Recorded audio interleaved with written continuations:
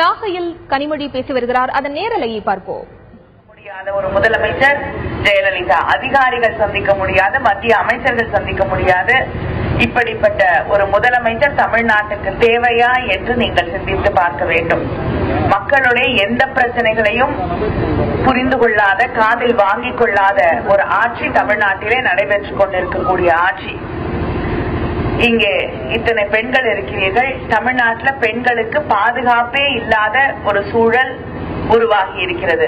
பெண்கள் தைரியமா தெருவில் நடந்து போக முடியாது. வீட்டுல பெரியவர்களை விட்டு விட்டு வந்தால் அவர்கள் பத்திரமாக இருப்பார்களா என்று தெரியாது. யாருக்குமே பாதுகாப்பு இல்லாத ஒரு மாநிலமாக தமிழ்நாடு மாறிக்கொண்டிருக்கிறது. ஆனால் மேடையில் ஏறி முதலமைச்சர் பேசுகிறார், இந்த ஆட்சியில தான் பெண்கள் பாதுகாப்பாக, சட்டம் ஒழுங்கு சரியாக இருக்கிறது என்று முதலமைச்சர் மேடையிலே ஏறி பேசுகிறார். இப்படி எத்தனையோ பொய் உரைகளை அவர் இந்த தேர்தல் நேரத்திலே பரப்பிக் கொண்டிருக்கிறார். இந்த பகுதியில இருக்கக்கூடிய மீனவர்கள் எத்தனை முறை இலங்கை கடற்படையினரால் பிடித்துக் கொண்டு போகப்பட்டு அவர்கள் அங்கே சிறைப்படுத்தப்பட்டு அவர்கள் படகுகள் கிட்டத்தட்ட இன்று வரை 83 படகுகள் அங்கே இலங்கையிலே வைக்கப்பட்டிருக்கிறது. அந்த படகுகளை விடுவிக்க முடியாமல் அந்த மீனவர்கள் வாழ்வாதாரமே பாதிக்கப்பட்டிருக்கக்கூடிய ஒரு நிலை உருவாகி இருக்கிறது.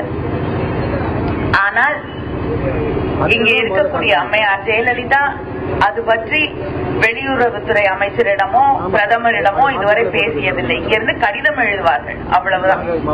இத்தனை எம்பிக்கள் இருக்காங்க, யாரையாவது அனுப்பி இந்த பிரச்சனையை பத்தி பேச சொல்லிருக்காங்களா? பிரதமரை சந்தித்து வெளியுறவுத்துறை அமைச்சரை சந்தித்து பேச சொல்லிருக்காங்களா? இல்லை. அமைச்சர்கள் இருக்காங்க, அனுப்பி பேச சொல்லிருக்காங்களா? இல்லை. அதிகாரிகளை அனுப்பது இல்லை. முதலமைச்சரே போய் பேசி இருக்கலாம்.